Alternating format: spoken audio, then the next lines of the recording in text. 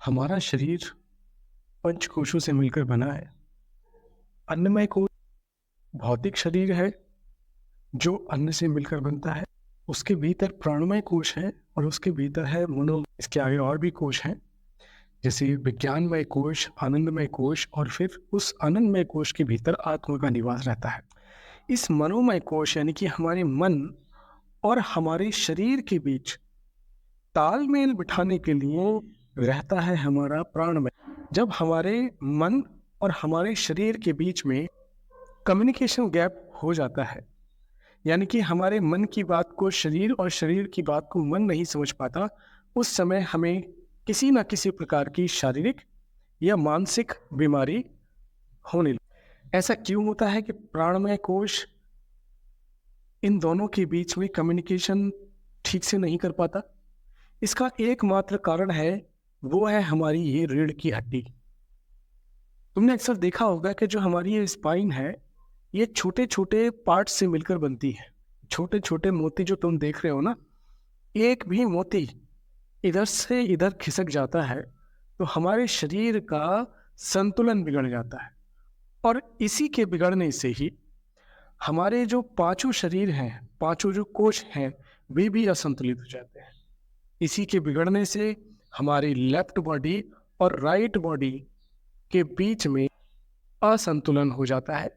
इसी असंतुलन के कारण हमारा जो लेफ्ट ब्रेन है और जो राइट ब्रेन है, जिसे कॉन्शियस और सबकॉन्शियस माइंड बोलते हैं, वो भी प्रॉपर तरीके से हमारे शरीर के साथ कम्युनिकेशन नहीं कर पाता। और ऐसा क्यों होता है? ऐसा होता है हमारे प्रारब्ध के कर्मों के प्रभाव से। यह प्रारब्ध के कर्म नव ग्रहों से आ रही ऊर्जा को ठीक से रिसीव नहीं करने देते, हमारे शरीर को ठीक से रिसीव नहीं करने देते, क्योंकि हमारा जो ये स्पाइन है, ये एक प्रकार का एंटीना है और हमारी एक खोपड़ी एक प्रकार का रिसीवर।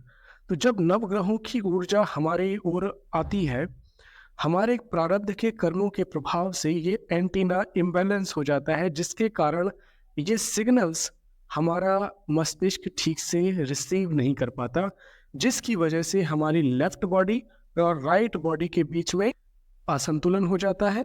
हमारे कॉन्शियस और सबकॉन्शियस माइंड में भी असंतुलन हो जाता है। साथ ही साथ हमारे शरीर के जितने भी कोश हैं, जिनके भीतर हमारी आत्मा का निवास है, वे भी असंतुलित हो जाते हैं, जिस कारण से हमें मानसिक और शारीरिक अधिक से अधिक कष्ट पहुंचता है। देखा जाए तो इस सृष्टि में किसी भी प्रकार की कोई बीमारी नहीं है और हमारा ये मानव शरीर किसी भी प्रकार की बीमारी से ग्रसित होने के लिए नहीं बनाया गया। हमारे शरीर में ईश्वर ने कुछ ऐसी टेक्नोलॉजी लगा करके भेजा है कि हमारा ये शरीर किसी भी प्रकार के रोग से अपने आप को रिकवर करने में पूर्ण रूप से सक्षम है, बिना किसी बाहरी मदद के। बस शर्त एक है कि हमारा ये शरीर, इसका जो सिस्टम है, वो अलाइंड होना चाहिए, ब्रह्मांड की ऊर्जा के साथ अलाइंड होना चाहिए। और वो अलाइंड तभी हो सकता है जब हमारा ये एंटीना प्रॉपर तरीके से काम करेगा, यानी कि एंटीने में किसी प्रकार की कोई दिक्कत नहीं होगी, तभी ये एंटीना इस रिसीवर को सिग्नल रिसीव करने के लिए सहायक होगा। और ऐसी स्थिति में तुम्हारे शरीर में कोई रोग या कोई दोष नहीं लग सकता। तो अगर तुम अपने आप को स्वस्थ रखना चाहते हो तो अपने इस एंटीना को ठीक करने के ऊपर काम करो। और इस एंटीना को ठीक करने का एक ही उपाय है, नियमित योग।